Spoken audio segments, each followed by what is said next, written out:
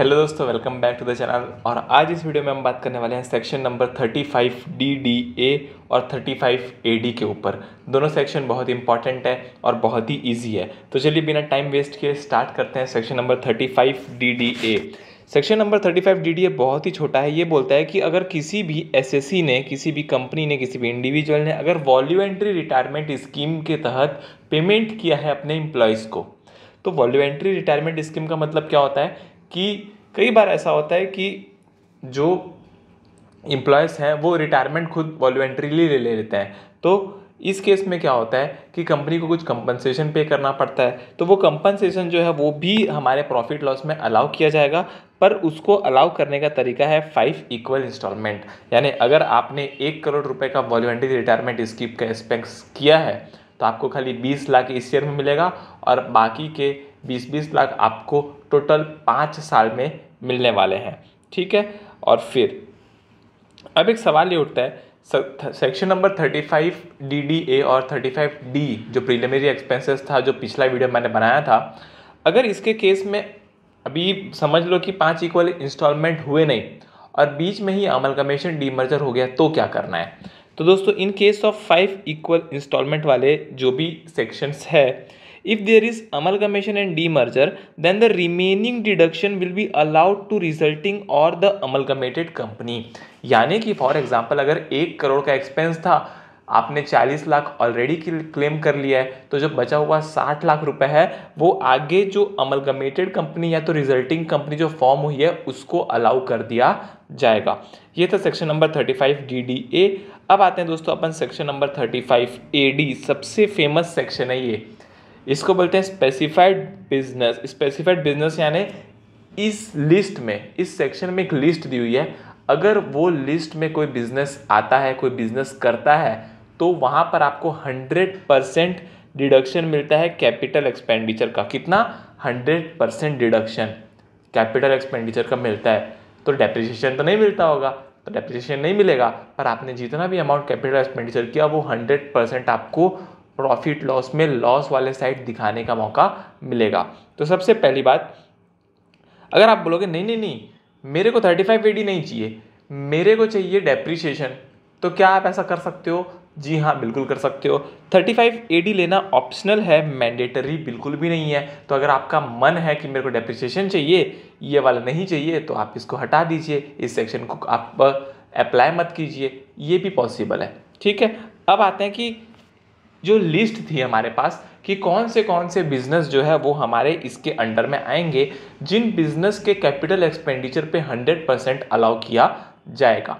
तो सबसे पहला बिजनेस है दोस्तों यहाँ पर वेयर हाउसिंग फैसिलिटी अगर आपने की है एग्रीकल्चर प्रोड्यूस को स्टोर करने के लिए। दूसरा, अगर आपने कोई नेचुरल गैस या फिर क्रूड या फिर पेट्रोलियम ऑयल के लिए कोई पाइपलाइन जो है उसका नेटवर्क बिछाया है डिस्ट्रीब्यूशन के लिए, या फिर स्टोरेज फैसिलिटी जो है वो नेटवर्क का पार्ट है, तो आपको उस बिज़नेस के लिए भी डिडक्शन मिल जाएगा। या फिर अगर आपने कोई 2 स्टार या उससे ऊपर वाली कैटेगरी की होटल ओपन की है तो फिर भी डिडक्शन मिलेगा। अगर आपने होटल को छोड़ के हॉस्पिटल बनाया तो हॉस्पिटल कम से कम 100 बेड का अगर आप बनाओगे तो उसमें भी 100% कैपिटल एक्सपेंडिचर अलाउ किया जाएगा। या फिर अगर आपने कोई हाउसिंग प्रोजेक्ट लिया है, कहाँ पर लिया है? कोई स्लम रीडेवलपमेंट का लिया है जो कि सेंट्रल गवर्नमेंट या स्टेट गवर्नमेंट के द्वारा फ्रेम किया गया था, तो वहाँ पर भी आपको 100% कैपिटल एक्सपेंडिचर का रिडक्शन मिलता है। या फिर अगर आपने कोई हाउसिंग प्रोजेक्ट लिया है, कोई भी नोटिफाइड स्कीम जो कि affordable housing frame by central government और स्टेट गवर्नमेंट, अगर कोई अफोर्डेबल हाउसिंग प्रोजेक्ट है तो वो भी अलाउ किया जाएगा। फिर प्रोडक्शन ऑफ फर्टिलाइजर बनाते हो तो वहाँ पर भी 100% अलाउ किया जाएगा। इनलैंड कंटेनर डिपो है या तो कंटेनर फ्रेट स्टेशन है तो भी अलाउ किया जाएगा। बी कीपिंग का काम है या तो हनी और बी वैक्स का काम है तो भी अलाउ किया जाएगा।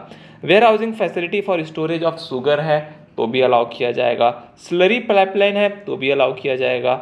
Semiconductor wafer fabrication manufacture unit है तो भी अलाउ किया जाएगा। और developing and maintaining and operating a new infrastructure facility, कोई न्यू इंफ्रास्ट्रक्चर फैसिलिटी अगर आप बना के दे रहे हो या मेंटेन कर रहे हो तो भी आपको 100% कैपिटल एक्सपेंडिचर अलाउ किया जाता है।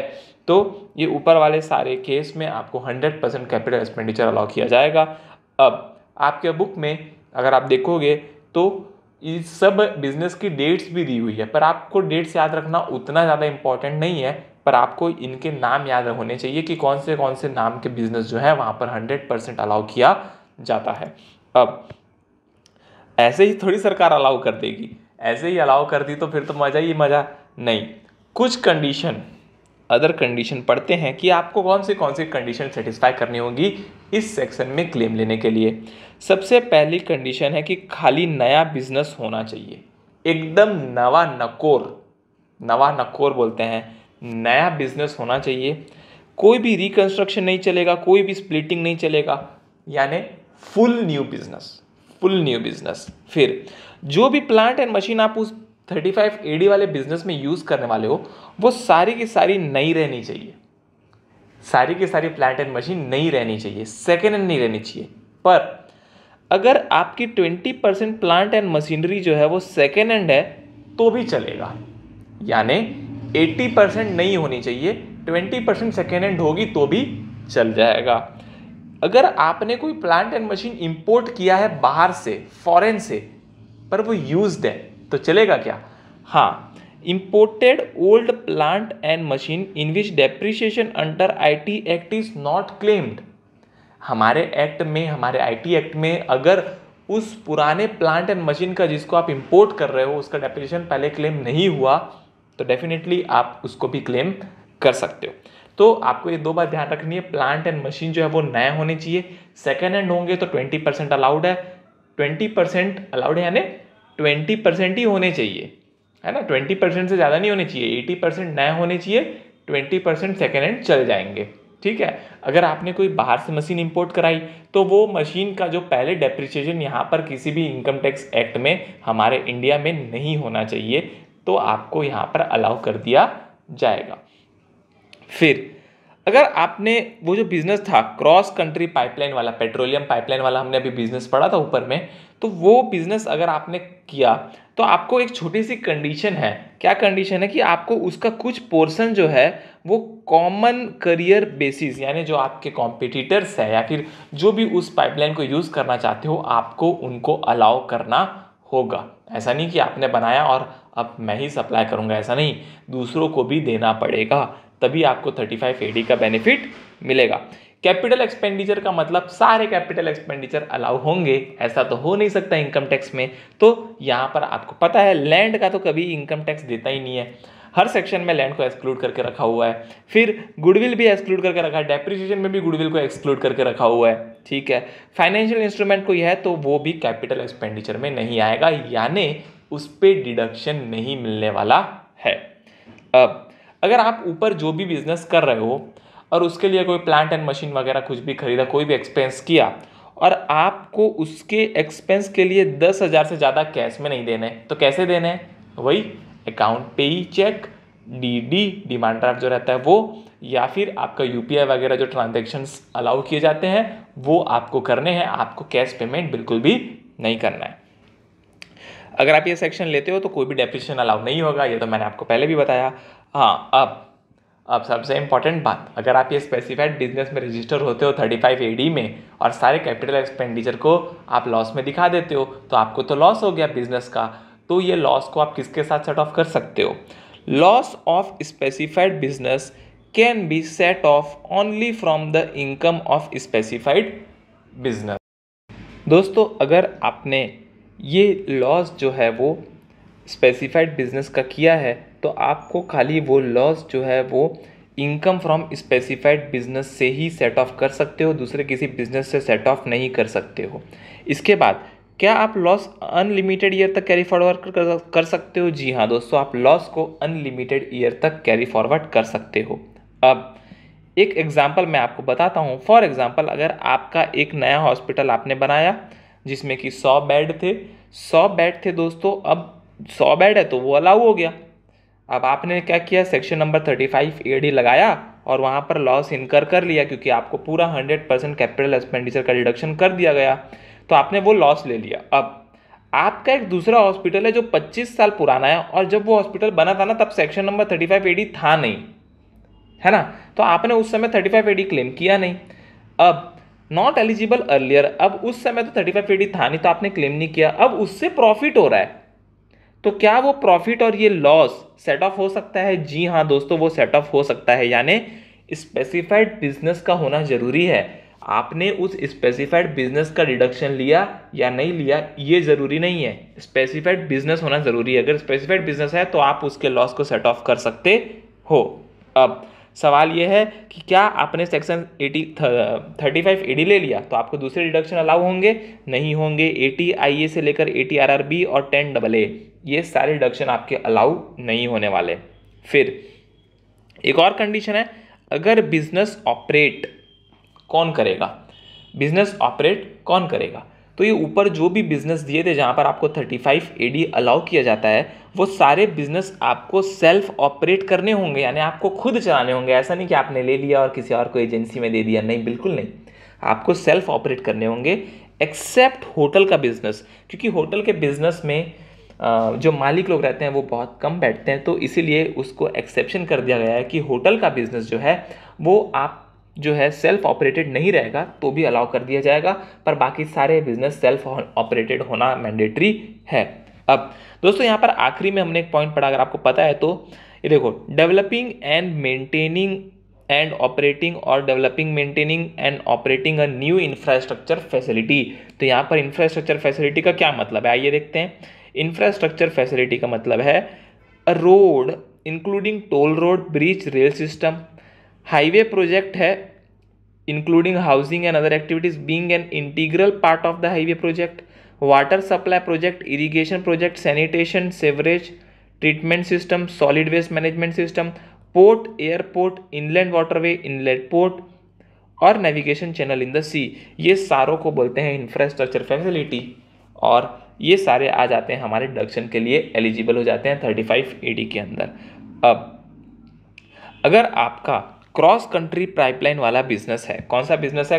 क्रॉस कंट्री पाइपलाइन वाला बिजनेस है, और इंफ्रास्ट्रक्चर फैसिलिटी वाला, ये दोनों में से कोई भी एक आपका बिजनेस है ना, दोनों में से कोई भी बिजनेस हो आपका, या तो इंफ्रास्ट्रक्चर फैसिलिटी डेवलप कर रहे हो या तो वो क्रॉस कंट्री वाली पाइपलाइन डेवलप कर रहे हो, तो आपको गवर्नमेंट का अप्रूव्ड प्रोजेक्ट होना मैंडेटरी है, पहला पॉइंट।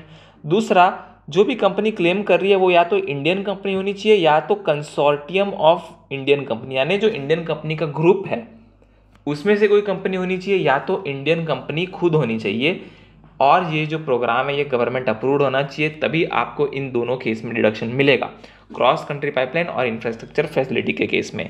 इसके बाद अगर आपने दोस्तों एसेट परचेज किया है, उसको पूरा का पूरा आपने डिडक्शन क्लेम कर लिया 35 AD स्पेसिफाइड बिजनेस के अंदर, और अब क्या किया, उस एसेट को बेच दिया, बहुत बढ़िया, आप गवर्नमेंट को उल्लू बनाने निकले थे, पर ऐसा नहीं है।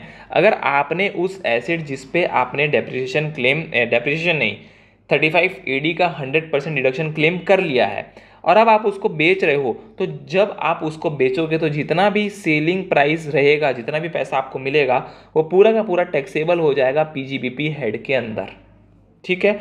जितना भी सेलिंग प्राइस रहेगा वो पूरा टैक्सेबल हो जाएगा PGBP हेड के अंदर। ये था एक और कंडीशन। इसके बाद एक और लास्ट कंडीशन पे आते हैं जो कि बहुत इंपॉर्टेंट है। अगर आपने एसेट खरीदा स्पेसिफाइड बिजनेस का, ठीक है, और आपने उस पर क्लेम ले लिया, समझ लो बिजनेस नंबर A है, आपने उस पर क्लेम ले लिया 35 AD, बहुत बढ़िया, मज़ा आ गया। अब आपने उस बिजनेस को किसी और खुद के बिजनेस में ट्रांसफ़र कर दिया, used in non specified business, और आपने ट्रांसफ़र कर दिया, तो क्या होगा? तो पहली बात, आपको 8 साल तक तो ट्रांसफ़र करना नहीं है। कितने साल तक? 8 साल तक ट्रांसफ़र करना ही नहीं है, अलाउड ही नहीं है ट्रांसफ़र करना। यानी फॉर एग्जांपल आपका बिजनेस A है, उसमें 35 AD का बेनिफिट लिया, बिजनेस B है, उसमें बेनिफिट नहीं मिलने वाला क्योंकि वो नॉन स्पेसिफाइड बिजनेस है। अब आपने क्या किया, बिजनेस A के एसेट ली, फॉर एग्जाम्पल एक AC ली, कूलर लिया, फ्रिज लिया, जो भी आपको रिक्वायरमेंट थी वो ली, और आपने वो नॉन स्पेसिफाइड बिजनेस में ट्रांसफ़र कर दिया, तो 8 साल तक तो आप कर ही नहीं सकते, ठीक है। और अगर मान के चलो कर दिया, फिर भी आपने जो है वो ट्रांसफ़र कर दिया, तो क्या होगा? अगर आपने ट्रांसफ़र कर दिया तो बिजनेस नंबर A है, जहाँ पर आपने जो है डिडक्शन क्लेम किया था, वहाँ पर अब वापस से PGBP इनकम जनरेट हो जाएगी। कैसे जनरेट करेंगे? जितना भी अमाउंट ऑफ डिडक्शन आपने क्लेम किया 35 AD में, उसको ऐड बैक कर दो, और अगर आप 35 AD नहीं लेते तो डेप्रिसिएशन लेते, तो डेप्रिसिएशन को उसमें से लेस कर दो, तो जितना अमाउंट बचेगा वो आपका पीजीबीबी का इनकम बन जाएगा बिजनेस नंबर ए में। ठीक है, अब जब आपने बिजनेस बी को ट्रांसफर किया तो बिजनेस बी का कॉस्ट ऑफ एक्वाजिशन निकालना पड़ेगा। कॉस्ट ऑफ एक्वाजिशन कितना आएगा? कॉस्ट ऑफ एक्वाजिशन जो ए का था वो, यानी ए जब उस एसेट को खरीदा था तब कितना पैसा लगा था, माइनस अगर डेप्रिसिएशन अलाउ होता, अगर वो एसेट नॉर्मल बिजनेस के लिए यूज होता तो जितना भी डेप्रिसिएशन अलाउड होता वो माइनस कर देंगे और आ जाएगा आपका कॉस्ट ऑफ एक्वाजिशन। तो ये था दोस्तों सेक्शन नंबर 35AD और उसके सारे कंडीशन। अगर आपको ये वीडियो अच्छा लगा हो तो लाइक करिए, शेयर करिए, कमेंट जरूर करिए और आगे आने वाले वीडियो के लिए वेट करिए। आज के लिए इतना ही। जय हिंद, वंदे मातरम।